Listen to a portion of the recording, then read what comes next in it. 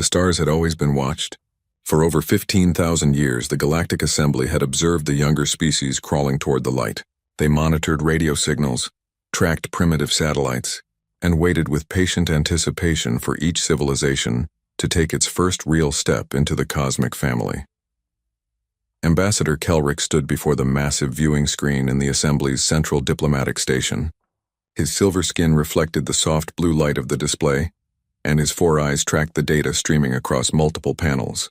Behind him, his team of specialists worked quietly at their stations, the gentle hum of advanced technology filling the air.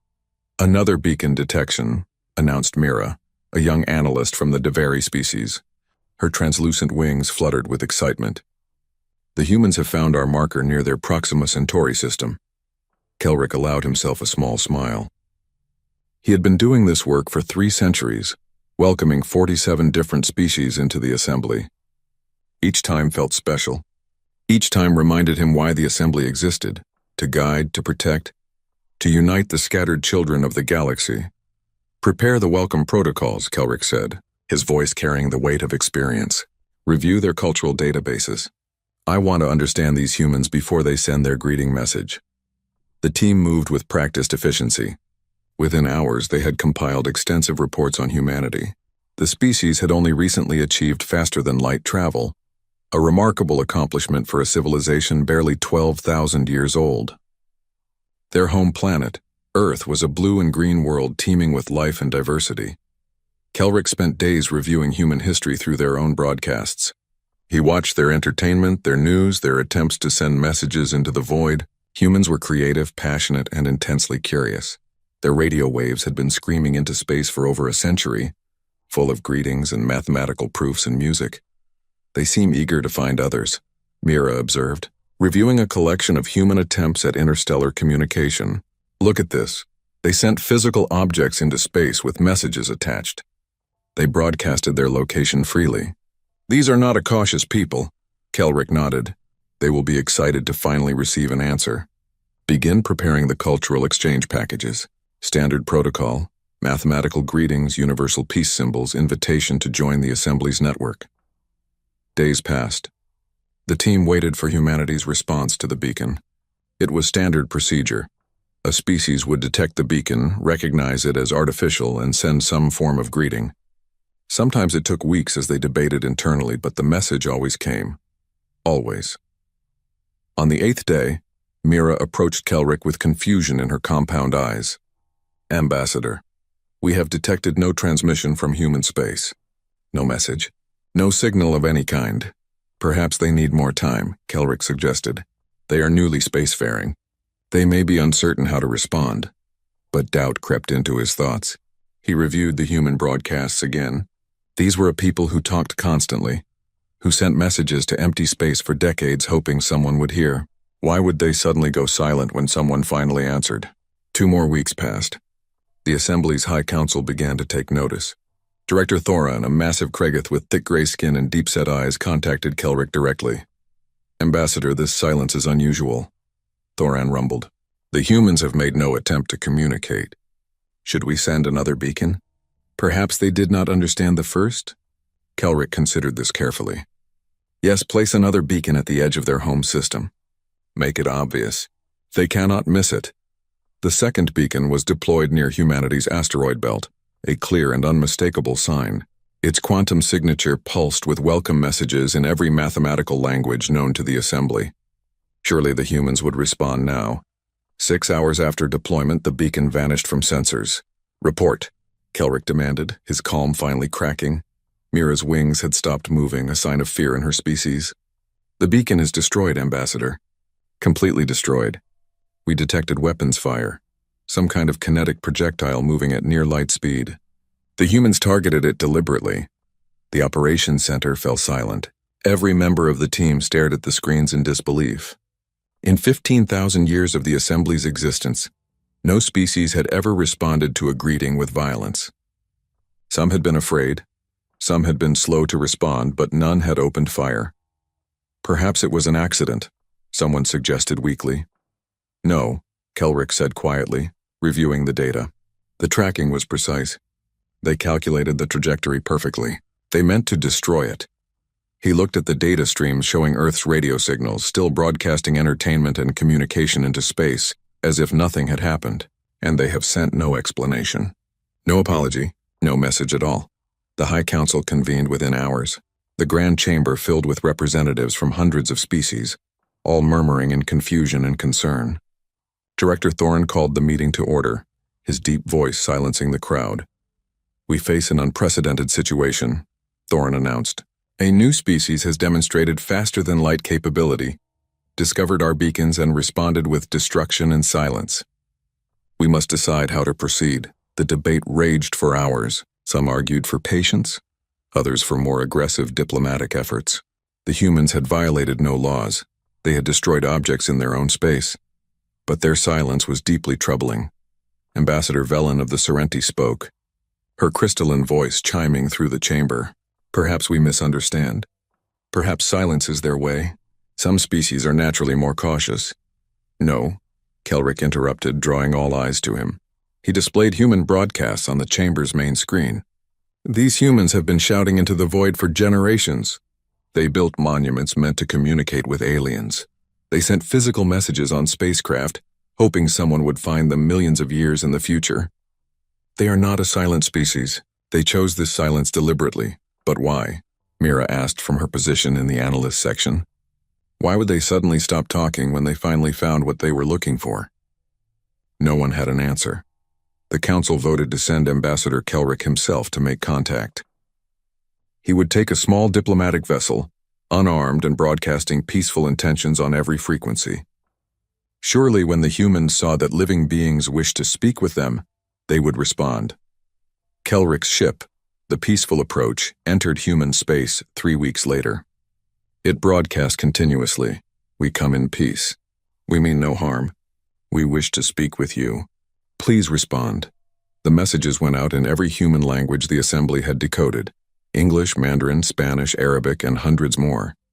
The ship moved slowly, deliberately, making no aggressive actions.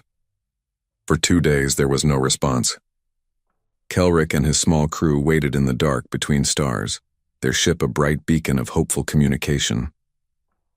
On the 3rd day, proximity alarms screamed to life.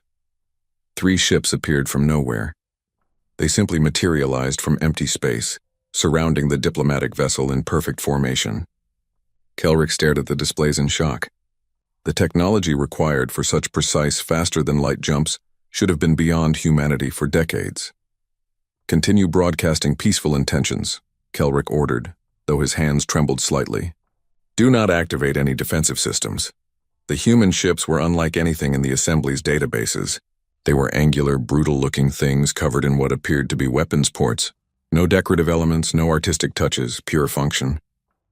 "They're scanning us," the ship's pilot reported. "Multiple types of scans. They're learning everything about our ship." Then the human ships moved. With speed and precision that spoke of extensive practice, they fired. Not to destroy, Kelrick realized this immediately, but to disable. Beams of energy struck the Peaceful Approach's weapon systems, though the ship had none. They struck the engine manifolds, shutting down faster-than-light capability. They struck communication arrays, leaving only short-range systems functional. In less than 30 seconds, Kelrick's ship was helpless. "They're boarding us," the pilot said, his voice hollow with fear. Kelrick stood from his chair, straightening his diplomatic robes. "Everyone remain calm. We are diplomats. We are protected by assembly law." The airlock hissed open. Human soldiers entered. Kelrick had reviewed human military history, had seen their wars and conflicts in their broadcasts. But seeing human soldiers in person was different. They moved like water, like shadows, each one covering the others in a dance of tactical precision. Their weapons were raised, but not firing. Their faces were covered by dark helmets that revealed nothing. The lead human, identified by different markings on the armor, approached Kelrick directly. The helmet retracted, revealing a human face. Dark skin, sharp eyes, and an expression of complete calm. "Ambassador Kelrick of the Torvan species," the human said, pronouncing the name perfectly. "You are not under arrest. You are not in danger. Do not resist. How do you know my name?" Kelrick asked, then realized the answer. "You decoded our broadcasts." The human said nothing.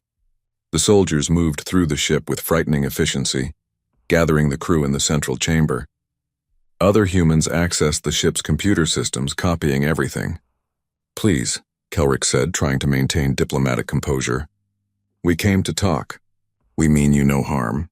"Why are you doing this?" The human commander looked at him for a long moment.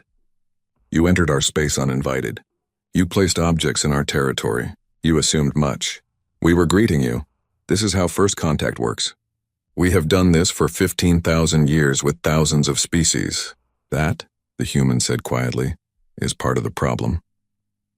The humans worked for 3 hours, taking everything, every file, every database entry, every scrap of information about the assembly. They treated the crew with strange courtesy, offering water and ensuring no one was injured, but they were absolutely thorough.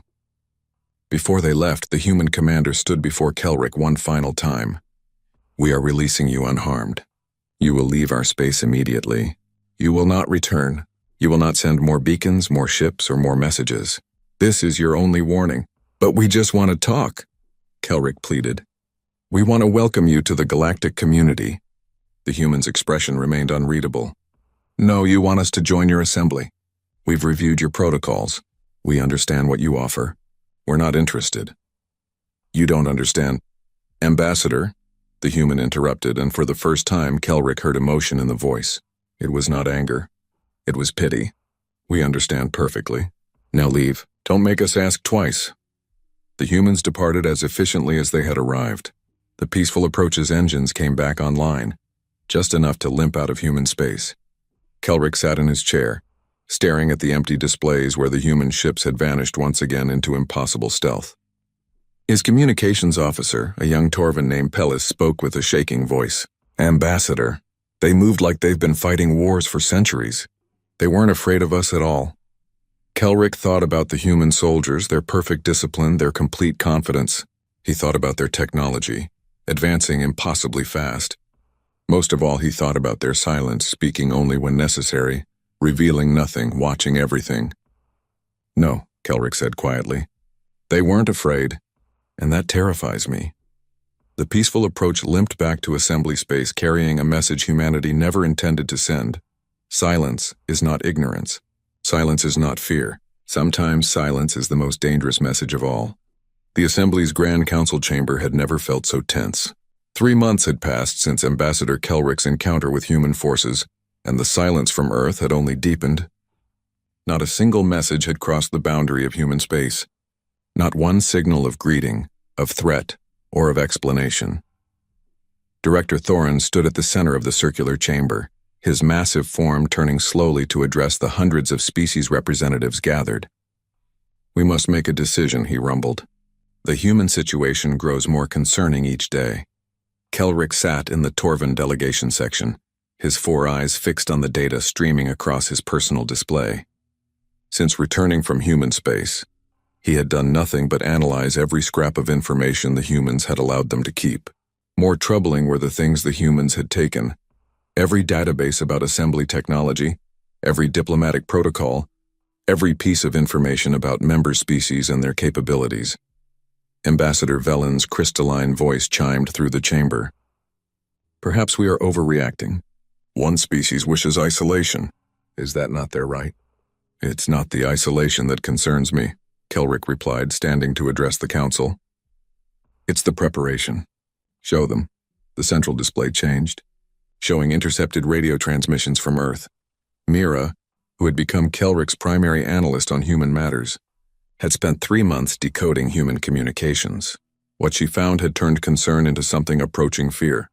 "These are civilian broadcasts," Mira explained, her wings completely still, a sign of deep unease in her species. "Human news reports, public announcements, even their entertainment. 3 months ago, humanity was divided into nearly 200 separate nations. They fought wars against each other. They competed for resources. They argued about everything." The display shifted, showing more recent broadcasts. "Now look, 2 weeks after our first contact attempt, they formed a unified planetary government. Every nation, every faction, every former enemy came together. And they have said publicly and repeatedly exactly why: to face the alien threat." Murmurs rippled through the chamber. "They see us as a threat?" someone asked. "They call us the visitors or the watchers." Mira continued. Never by friendly names. Their news broadcasts speak of unity against external danger. Their entertainment has shifted. Suddenly every program discusses alien invasion scenarios. This is deliberate. They are preparing their entire population psychologically. Kelrick pulled up additional data, but it's not just psychological. We've intercepted coded military communications. What we can decode is disturbing. They've converted civilian manufacturing to military production. They've built new shipyards in orbit around their moon and Mars. They've established weapons platforms throughout their solar system. In 3 months? Director Thorin's eyes widened. That's impossible. I thought so too, Kelrick said quietly. But our long-range sensors confirm it. Hundreds of new structures. Possibly thousands. They work with incredible speed. Representative Corin of the Margeth species spoke up, his thick tentacles coiling with agitation. This is insane. They cannot match assembly technology. We have thousands of worlds, millions of ships. Why would they prepare for war? That's what we need to understand, Kelrick said. I request permission to send covert observation drones. We need to know what humanity is planning. The debate lasted hours, but eventually the council agreed. Within days, dozens of tiny observation drones crossed into human space, using the assembly's most advanced stealth technology. They were designed to be invisible, undetectable, capable of watching from millions of kilometers away. The first reports came back within a week, and they changed everything. Kelrick stared at his screens in disbelief. This cannot be accurate. Check the sensors again. Confirmed, Ambassador, Mira said, her voice barely a whisper. The humans have constructed over 400 military stations, 73 shipyards, and at least 2,000 weapons platforms. And that's just what we can see. But that wasn't the most disturbing part. Kelrick pulled up detailed scans of human technology and felt his blood chill. They're using our designs, he said. Look at these power cores. They're based on assembly quantum reactors. The weapons ports use the same harmonic principles as our defensive systems. The ships themselves. He trailed off, staring at the schematics. They've reverse-engineered everything, Mira finished. Everything we've ever broadcast. Everything from the beacons, everything they copied from the peaceful approach. They've studied it, improved it, and built their own versions. In 3 months, Director Thoran called an emergency session. The council chamber filled with frightened representatives all reviewing the same horrifying data. How is this possible? Ambassador Velen demanded. Our technology took thousands of years to develop. They've had 3 months. Kelrick had been researching this question obsessively. I've reviewed human history extensively. They have a saying, necessity is the mother of invention. When threatened, humans innovate at frightening speeds. During their Second World War, a conflict barely 2 centuries ago, they went from primitive aircraft to nuclear weapons in 6 years. 6 years. When motivated by survival, humanity transforms. He pulled up more data. But there's something else. Humans are exceptional at pattern recognition. It's how their brains evolved. They see patterns in everything, understand systems intuitively. Give them a working example of technology, and they don't just copy it, they understand the principles and improve it. They're using our own technology against us, someone said. Not exactly, Mira corrected. They're using the principles but adapting them. Look at this ship design. It uses our FTL physics but arranged in a completely different configuration. They've made it more efficient somehow. And this weapons array.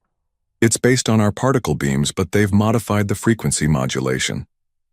Specialist Iran, an expert in comparative sociology, requested to speak. His 6-legged form clicked across the floor as he approached the central podium. I've been analyzing human cultural broadcasts, trying to understand their psychology. I believe I've found something important. The display shifted to show various human historical events. Throughout their recorded history, humans have encountered strangers. Sometimes these encounters were peaceful, but often, very often, strangers brought conquest. Their history is filled with examples. One human civilization meeting another, appearing friendly, then slowly absorbing or destroying the original culture. Images flashed across the screen. Colonizers and indigenous peoples. Empires and conquered nations, culture after culture erased or transformed. Humans have learned a bitter lesson from their own past. Strangers bearing gifts are the most dangerous strangers of all. The chamber fell silent as the implications sank in. But we're not like that. Ambassador Velen protested. We don't conquer, we guide. We help species join the galactic community peacefully. Do we? Iran asked quietly. He pulled up the Assembly's own records. Let me show you something. In the past 15,000 years, the Assembly has welcomed 3,417 species into membership. Of those species, how many maintain independent military forces? The answer appeared on screen. 0. How many maintain unrestricted faster-than-light technology, capable of traveling without Assembly jump gates? 0. How many have declined Assembly membership and remained independent? 0. The silence in the chamber was deafening. Iran continued, his voice steady but sad. We are not conquerors. We are sincere in our desire for peace. But from an outside perspective, what do we look like? A massive organization that assimilates every species it encounters. We offer membership, guidance, integration into our community. But what we never offer is the option to say no and remain truly independent. Kelrick felt something cold settle in his stomach. The humans see us as a threat to their sovereignty. Worse, Iran said. They see us as an inevitable threat. In their view, we're a hegemony disguised as a democracy. We rule through cultural dominance and economic dependence. We may mean well, but the result is the same. Every species that joins us eventually loses its independence. But that's for their protection, Director Thoron protested. Young species need guidance. They need to be protected from themselves and from hostile forces. And there, Aaron said, is the core of the problem. We assume that protection requires control. The humans disagree. They have decided they would rather face the entire galaxy alone than surrender their freedom to choose their own path. New data interrupted the discussion. The observation drones had intercepted fragmented human military communications. Mira decoded them rapidly, her wings beginning to tremble again. Ambassador, you need to see this, she said urgently. The messages were partially encrypted, but enough came through to be understood. Grid defense pattern alpha operational. External sensor net at 97% coverage. Reverse engineering team reports breakthrough in quantum shielding. New vessels will be immune to Assembly tracking. Strategic assessment complete. The Assembly monitors through beacon network. Recommend systematic elimination of all beacons in adjacent sectors. And most chilling. Command confirms doctrine. Assume hostile intent until proven otherwise. If they come in peace, they can prove it from outside our borders. Kelrick read the messages multiple times, a sinking feeling growing in his chest. They're not preparing to defend against an invasion. They're preparing to extend their defensive perimeter. They're going to start operating outside their own space. As if to confirm this, new reports arrived from the observation drones. Human ships had been detected in 7 different star systems surrounding their space. Not attacking, not colonizing, just watching.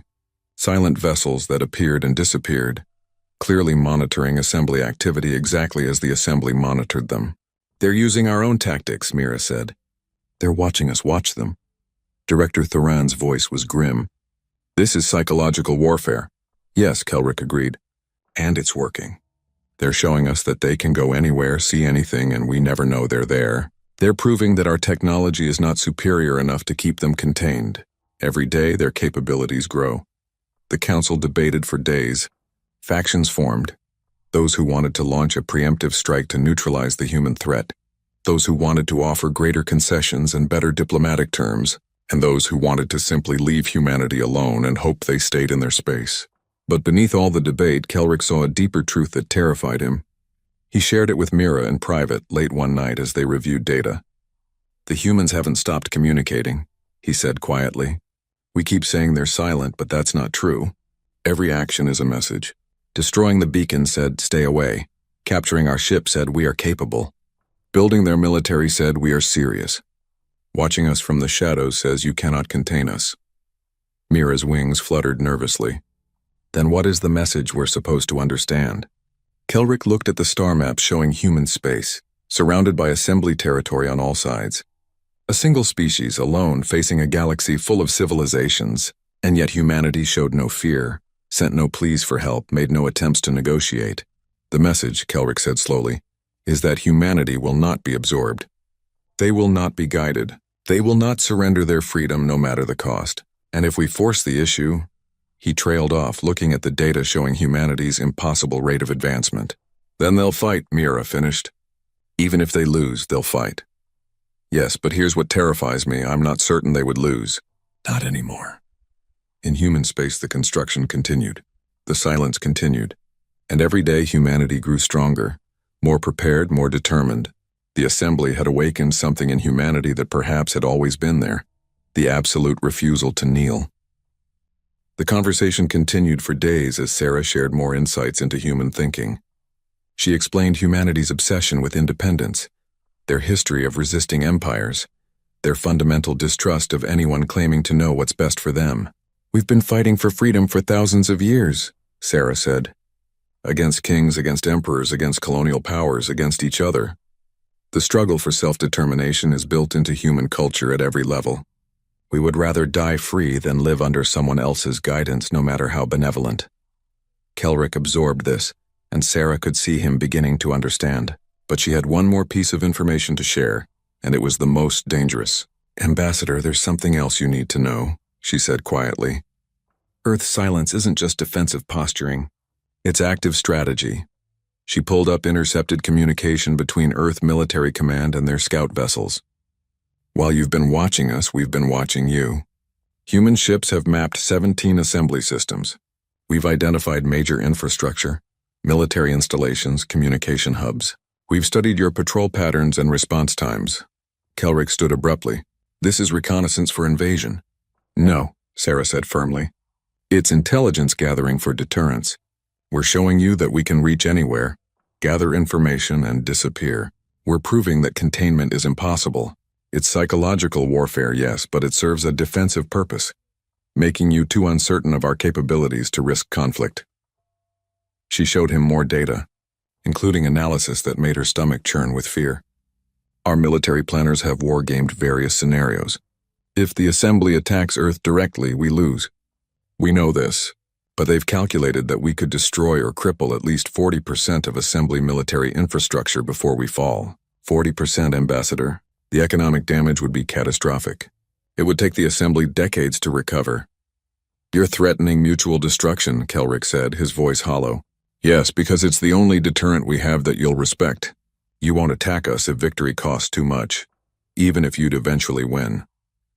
Sarah pulled up one final document, this one a strategic assessment she'd written herself before defecting.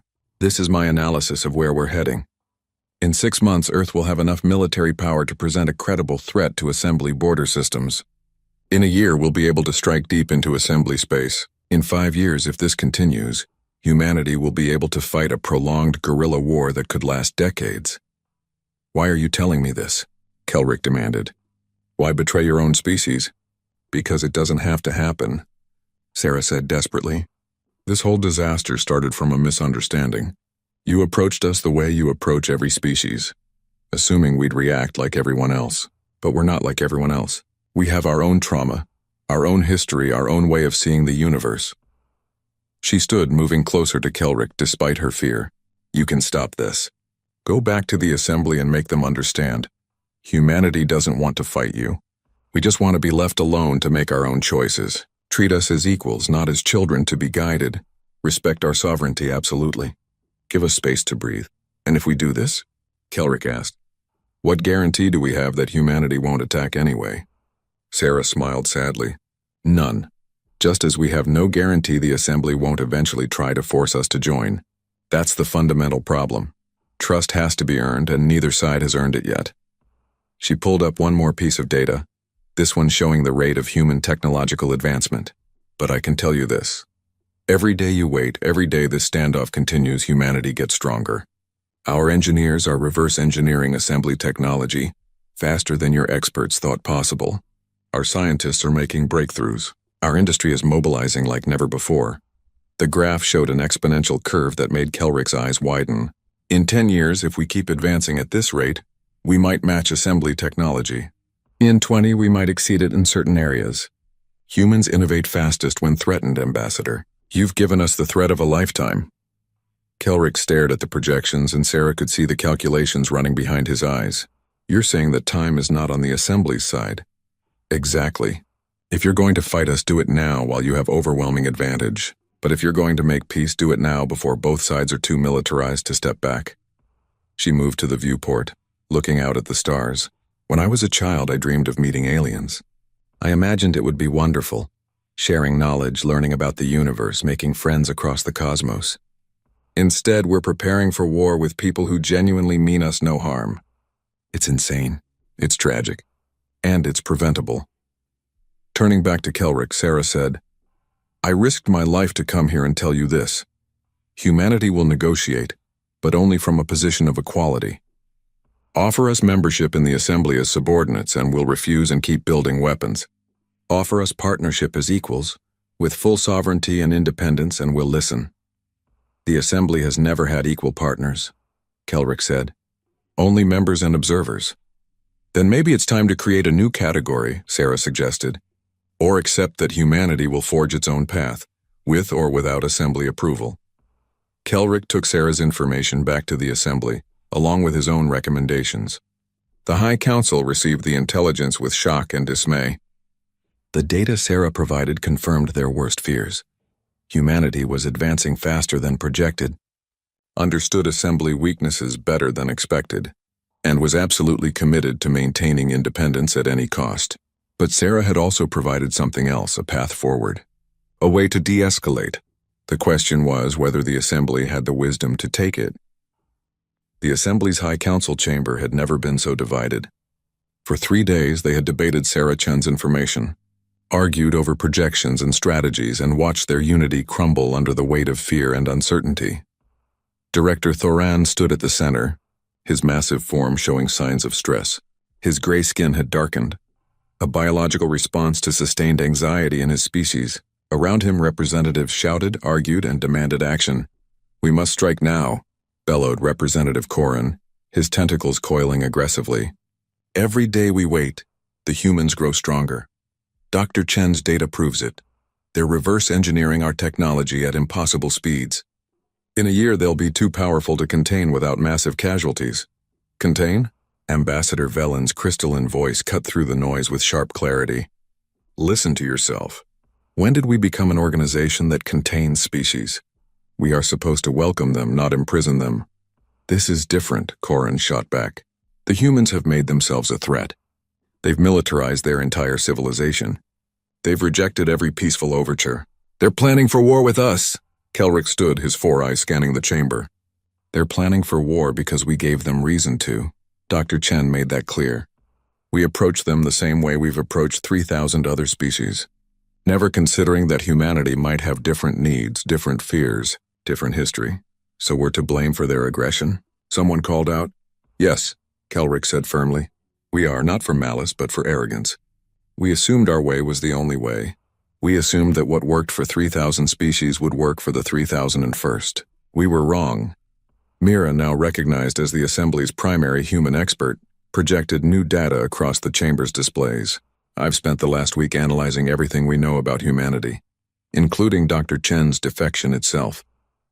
I've found something important. The displays showed patterns in human culture, repeated themes across their history. Humans have a concept they call the underdog. It appears in their stories, their culture, their entire worldview. They admire and identify with those who fight against overwhelming odds. Their heroes are rarely the powerful. They're the ones who resist power. She pulled up human mythology, literature, and popular entertainment. Stories of small groups defeating empires, of rebels overthrowing tyrants, of individuals standing against systems. This is the lens through which humanity views us. We are not the good guys in their story. We are the empire. We are the overwhelming force that the plucky rebels must resist, but that's insane, someone protested. We're trying to help them. Are we? Specialist Iron stepped forward, his 6 legs clicking on the floor. I've been reviewing Dr. Chen's analysis of our own behavior. She's right. We've never had a truly independent species in the Assembly. Every member has surrendered significant sovereignty in exchange for our protection and technology. He displayed the statistics again, but this time with additional context. When we offer membership, we present it as the only option. We don't say you can join or remain independent. We say you can join or remain isolated. We control the jump gates. We control access to interstellar trade. We control the communication networks. A species that refuses membership is effectively cut off from the galaxy. That's not force, Director Thorin argued. That's just the way things work. It's economic coercion, Iran countered. Perhaps unintentional, but coercion nonetheless. And humanity has recognized it. That's why they're building their own FTL drives, their own communication networks, their own everything. They're ensuring they don't need us. The debate continued, but it was interrupted by urgent news from border stations. New reports showed human activity had expanded dramatically. An intelligence officer, a Deveri named Kesslin, presented the findings with trembling wings. Honored Council, our observation drones have detected a massive increase in human construction. They've established forward bases in 14 star systems beyond their original territory, all of them uninhabited, but all of them strategically positioned along assembly trade routes. The chamber erupted in chaos. This is an act of war. They're preparing invasion routes. We must respond immediately. Kelrick studied the data carefully, and something didn't add up. These bases aren't positioned to attack anything. Look at their orientation, their defensive installations. They're creating a buffer zone. A buffer zone that includes systems we've used for 3,000 years, Corin growled. This is territorial expansion. No, Mira said, understanding dawning in her eyes. This is deterrence. They're pushing their defensive perimeter out so they have warning time if we attack. And they're doing it in uninhabited systems, so they're not actually threatening anyone. They're just claiming empty space. She pulled up communications intercepts. Look at this. Human public broadcasts explaining the expansion. They're calling it strategic depth. They're telling their own population that these bases ensure Earth can't be attacked without warning. Sarah Chen's voice came through a secure channel they'd established. She was still aboard Kelrick's ship, having been granted temporary asylum. Ambassador, I tried to warn you. This is exactly what I meant by defensive superiority. Humans don't want to conquer the assembly. They want to make themselves impossible to conquer. There's a difference, and not to us, Corin shouted at the communication panel. You've invaded 14 systems. Uninhabited systems, Sarah corrected. We're not displacing anyone. We're not attacking anyone. We're just ensuring that if you decide to attack us, you'll have to cross a lot of empty space first. Space where we'll see you coming. Director Thorin's voice was heavy with resignation. So we're in a stalemate. We cannot attack without suffering unacceptable losses. They cannot expand without provoking us. And neither side trusts the other. Actually, it's worse than that, Mira said quietly. She pulled up new analysis, her wings completely still. Based on current trajectories, I've projected where this leads. The display showed timeline simulations. In 6 months, human technology would match assembly standard in several key areas. In a year, human defensive capabilities would make any attack prohibitively costly. In 5 years, humanity would have enough military power to threaten assembly core worlds. But that's not the worst part. Mira continued. Look at the economic analysis. Humanity's rapid advancement is attracting attention from other assembly members. Several species are asking questions. If humans can advance this fast independently, why do we need assembly guidance? If humans can refuse membership and survive, what's stopping us? Aaron nodded grimly. Dr. Chen was right about another thing. Humanity's resistance is inspiring. If we crush them, we prove we're the tyranny they claim we are. If we fail to crush them, we prove we're not as powerful as we claim. Either way, our authority is undermined. So what do?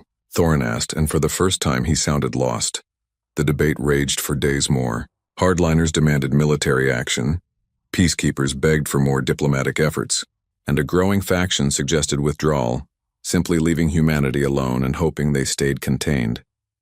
But every simulation, every projection, every analysis came to the same conclusion. Time favored humanity. The longer the standoff continued, the stronger they became, both militarily and psychologically. Kelrick spent his nights reviewing human cultural materials, trying to understand the species that had thrown the galaxy into chaos. He watched their entertainment, read their philosophy, studied their wars. Slowly, a picture emerged. Humans were not naturally aggressive. They were naturally cautious. Their history was filled with examples of trust betrayed, of good intentions leading to disaster, of the powerful exploiting the weak.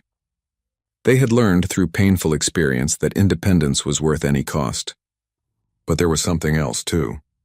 Humans were also intensely social, deeply curious, and fundamentally hopeful. Their resistance to the assembly wasn't hatred, it was fear. Fear of losing themselves, their culture, their freedom to choose. He shared his thoughts with Sarah during one of their conversations. "You're right," Sarah confirmed. "Humans want to join the galactic community. We've dreamed of it for centuries, but on our terms as equals, with our sovereignty intact. The Assembly doesn't know how to do that," Kelrick admitted. "We've been the dominant power for 15,000 years. We've forgotten how to treat anyone as equals." "Then learn," Sarah said simply, "or accept that humanity will be your first failure. And probably not your last. Once other species see it's possible to resist, many will start asking why they shouldn't." The turning point came when Representative Velen proposed something radical. "What if we create a new status? Not member, not observer, but partner. A species that maintains complete sovereignty, controls its own military and technology, but engages in voluntary cooperation with the Assembly." "That's never been done," Thoran protested. "Exactly," Velen replied. "And look where our traditional approach has gotten us.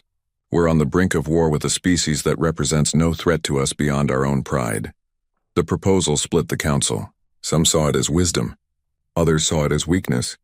But before they could vote, new intelligence arrived that changed everything.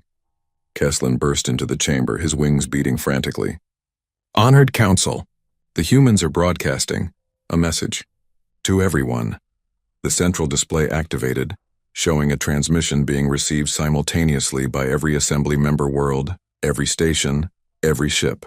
Humanity hadn't sent a private message to the Council. They had sent a public message to the entire galaxy. The transmission showed a human in military uniform, standing in what appeared to be a command center. The nameplate identified him as Admiral Marcus Webb, Supreme Commander of United Earth Forces. The Council fell silent, watching as humanity finally broke its silence. But the message they were about to receive would not be a plea for peace or a declaration of war. It would be something far more dangerous, a challenge to everything the Assembly believed about itself.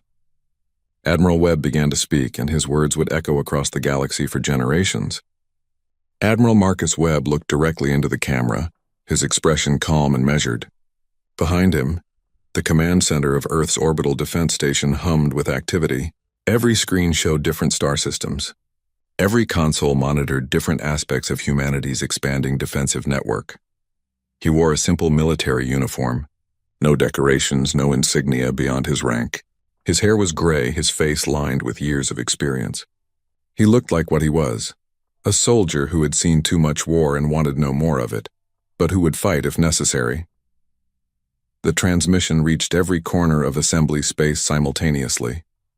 On thousands of worlds and millions of ships, across the vast network of stations and outposts, sentient beings stopped what they were doing and watched. "My name is Admiral Marcus Webb," he began, his voice steady and clear. "I speak on behalf of the United Government of Earth and its colonies. For 6 months, the Galactic Assembly has wondered why humanity chose silence. Today I will answer that question." In the Assembly Council chamber, Director Thoran leaned forward, his massive body tense. Around him, hundreds of representatives watched in fearful anticipation. Webb continued. 6 months ago, we detected your beacon. We had been shouting into the void for generations, hoping to find others like us. When we finally found evidence of alien intelligence, it should have been the greatest moment in human history." He paused, and something like sadness crossed his face. "But our scientists analyzed your beacon. Our linguists decoded your messages. Our historians reviewed your protocols. And we realized something that terrified us. You weren't greeting us as equals. You were greeting us as children to be guided, as primitives to be uplifted, as subjects to be integrated." Kelrick winced. The words were harsh, but they weren't wrong. "You called your organization an assembly," Webb said. "We heard empire, you offered us membership. We heard submission, you promised guidance. We heard control. Perhaps we were wrong. Perhaps you truly meant every word of peace you offered. But humanity has learned a bitter lesson over its long history. Intentions don't matter if the results are the same." He gestured to someone off-screen, and the display behind him changed, showing statistics. The Assembly has welcomed 3,417 species into membership. Every single one surrendered its military independence. Every single one integrated into Assembly culture. Every single one became dependent on Assembly technology, Assembly infrastructure, Assembly permission to exist in the wider galaxy. "This is not an accusation of malice," Webb continued, his tone remaining measured. I believe the Assembly genuinely wants peace. I believe you think you're helping. But from our perspective, you're offering us a choice between isolation and absorption. We choose neither. The display shifted to show human construction over the past 6 months. Shipyards, defense stations, FTL-capable vessels. We have prepared for war, not because we want it, but because we refuse to be helpless. We've built these weapons, these ships, these fortifications because history has taught us that the only freedom worth having is the freedom you can defend. Mira's wings trembled as she watched. He's speaking directly to every species in the Assembly. Not just to us, to them. Webb's message continued, we know you're watching. We know you're afraid. Good. Fear is the beginning of wisdom. Fear means you're taking us seriously. Fear means you understand that humanity will not be easily conquered, easily controlled, or easily dismissed. He leaned forward slightly, his eyes intense. But let me be absolutely clear. We do not want war with the Assembly. We never did. What we want is something you've apparently forgotten how to give. Respect. The word hung in the air, simple and devastating. Respect for our sovereignty. Respect for our right to make our own choices, even bad ones. Respect for our culture, our independence, our determination to forge our own path.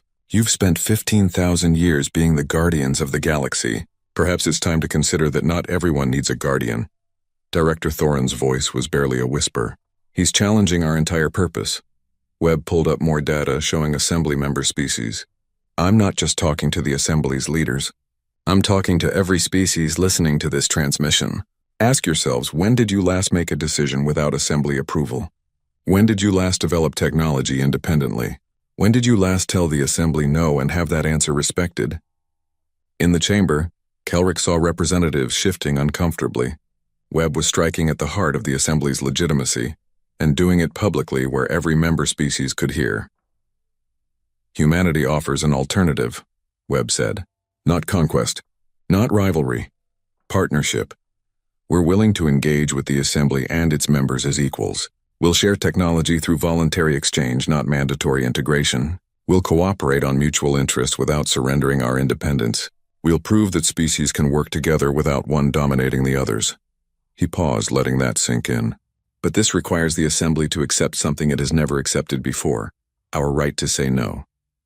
Our right to maintain our own military, our right to develop our own technology, our right to choose our own path, even if it differs from yours. The terms appeared on screen, clear and non-negotiable. 1. Recognition of human sovereignty over our claimed territory. No Assembly ships, stations, or personnel without explicit invitation. 2. Voluntary technology and cultural exchange based on mutual consent, not dependency. 3. No requirement to adopt Assembly protocols, join Assembly institutions, or integrate into Assembly culture. 4. Recognition of humanity's right to maintain independent military forces and unrestricted FTL. Capability 5. Formal recognition that saying no to Assembly membership does not make us enemies or threats. Webb's expression remained calm, but his next words carried steel. These are not negotiable. We will not compromise on our sovereignty. We will not surrender our independence. We will not become another species that loses itself in the Assembly's well-meaning embrace. The display behind him changed again, showing something that made the entire council chamber gasp. Human ships, dozens of them, appearing in the displays. Not simulation, real-time footage. I'm showing you this, Webb said, because silence has taught us something about you. You respect actions more than words. So let me demonstrate what humanity has achieved in 6 months of preparation. The footage showed human vessels appearing in orbit around major Assembly worlds. Not attacking, not threatening, just appearing. The implications were staggering. Humanity had infiltrated Assembly space completely, had positioned ships around their most important planets, and had done so without being detected. Keslin's wings had stopped moving entirely, frozen in shock. They're in orbit around the Council homeworlds. All of them. Right now. Webb's voice remained steady. These ships are unarmed. They carry no weapons, no hostile intent. They're here to deliver this message and nothing more. But they prove a point. We can reach anywhere in Assembly space. Your technology is not superior enough to contain us. Your security is not perfect enough to track us. Your forces are not overwhelming enough to frighten us into submission. He let that statement hang for a moment before continuing. But here's what I want you to understand. We could have armed these ships. We could have sent weapons instead of messengers. We chose not to. That choice is the real message we're sending. Kelrick felt a chill run through him. Webb was demonstrating both capability and restraint. Proving humanity could hurt the Assembly but choosing not to. It was a masterclass in psychological warfare. Some of you are wondering why we waited 6 months to send this message, Webb said.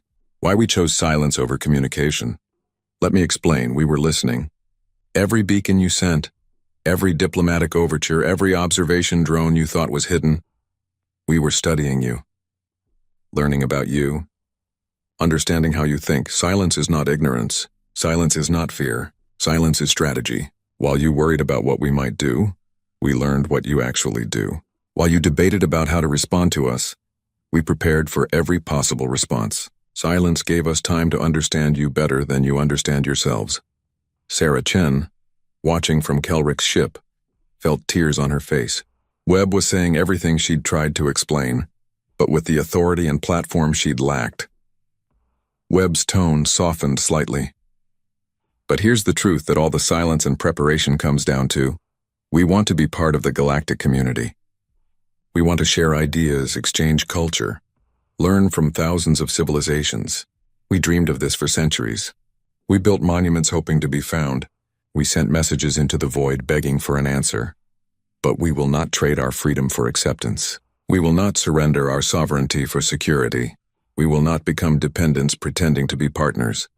If the Assembly can accept us as true equals, we will gladly work with you. If not, he paused and his expression hardened. Then we will go our own way, and you will learn to respect our borders. The display shifted one final time, showing projections of human advancement. Let me make one thing crystal clear. Time is not on your side. Every day we advance. Every day we learn. Every day we become harder to threaten, harder to control, harder to ignore. The humans you're dealing with today are not the humans you'll be dealing with in a year, or 5 years, or 10. So the Assembly has a choice to make, and you need to make it soon. Accept humanity as sovereign equals with all that entails, or prepare for a future where an independent human civilization becomes the rule, rather than the exception. Because once we prove it's possible to resist Assembly integration, others will follow. The genie doesn't go back in the bottle. Webb stood straighter, his voice carrying finality. This is humanity's message after 6 months of silence. We're here. We're staying. We will not be absorbed. You can have us as allies or as strangers, but you cannot have us as subordinates. Choose wisely. The transmission ended, but the human ships remained visible in orbit around Assembly worlds, a constant reminder that humanity's words were backed by capability. The council chamber erupted in chaos. Representatives shouted, argued, demanded immediate action, but Director Thorin raised his arms, calling for silence. The Admiral made valid points, Thorin said heavily. Points we cannot simply dismiss. He spoke not just to us, but to every member species. If we refuse his terms and attack, we prove his accusations true. If we accept his terms, we fundamentally change what the Assembly is. Then we change, Ambassador Velen said firmly, because the alternative is war with a species that has just proven it can strike anywhere, anytime.